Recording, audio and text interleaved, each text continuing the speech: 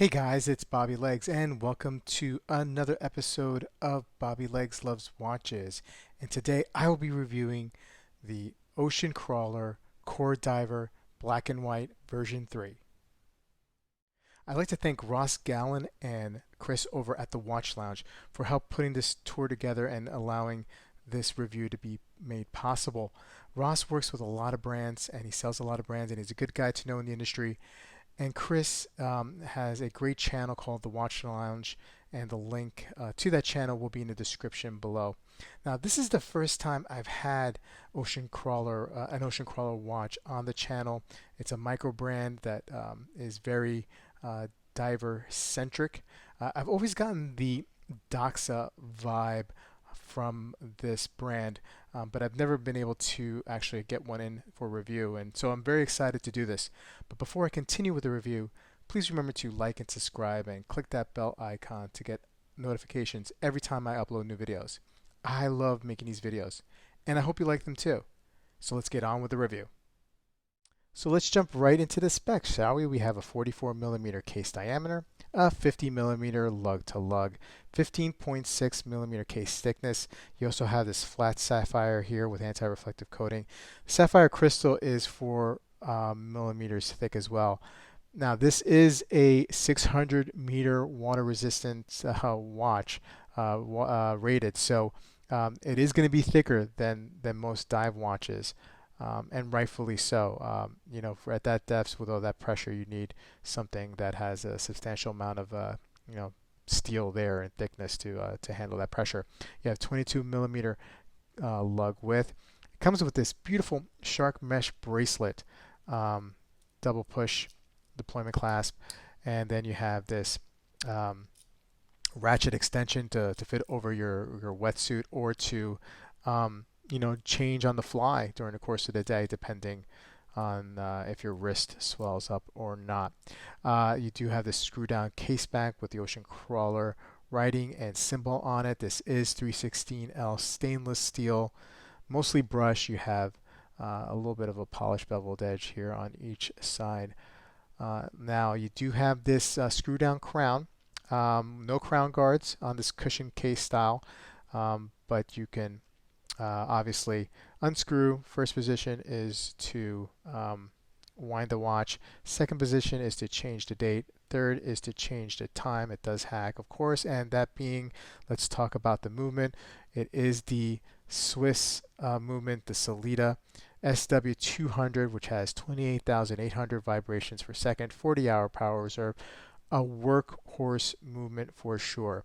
Before we get into the dial, let's talk about this ceramic insert here. Nicely done, and the lume as well. But before I get into the lume, let's do a quick little twist of the bezel. And yeah, good bezel action. No play on the bezel. You do have this kind of like scalloped shaped, alternating with these 4 little grooves here. So I guess that helps with the grip. It's not. I've played around with bezels that have better grip than this, but it's not bad. It's just it's okay. Now the lume is C3. It's generously applied. Let's take a quick lume shot here before I get into the dial itself. And as you can see, this thing lights up pretty well. Very generous on the lume here for sure.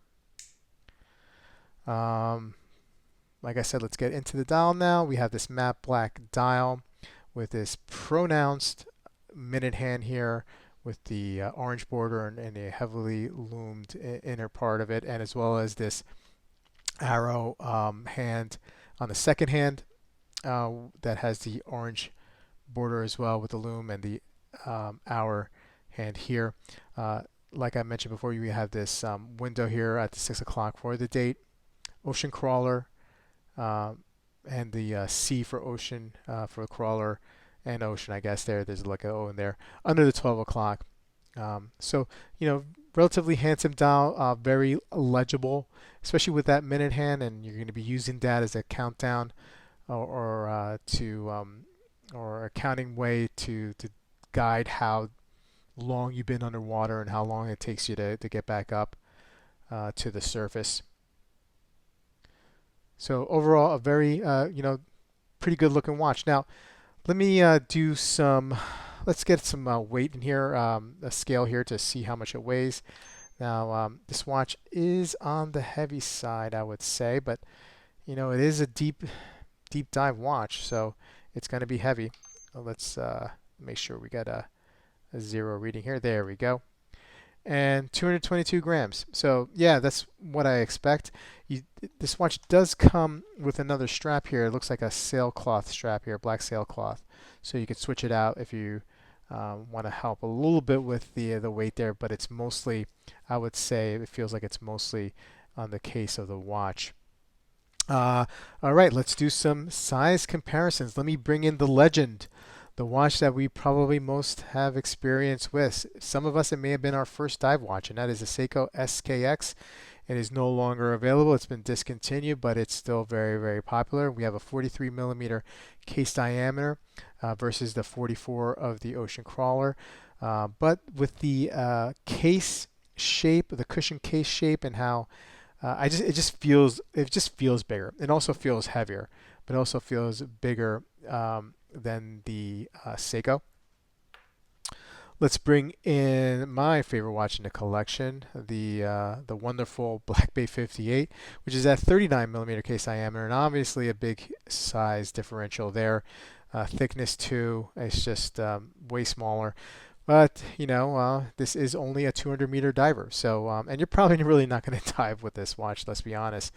Well, I'm not. Well, I'm not going to dive even if I had this watch with with the Ocean Crawler. So, so there you go, two size comparisons there.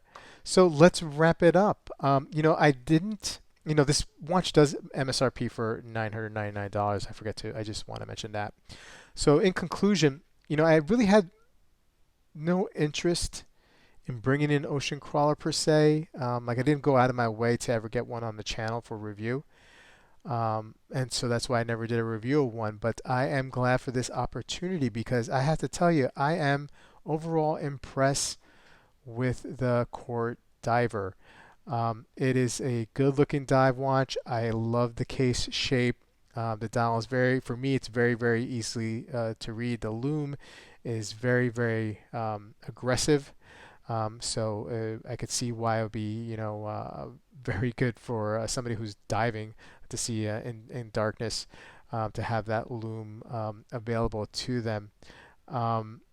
Yeah, so overall, very, very impressed. Now, although I would have to say that this kind of watch, because of the size and heft, would probably not be a watch in my collection. Like I said, I'm not a diver.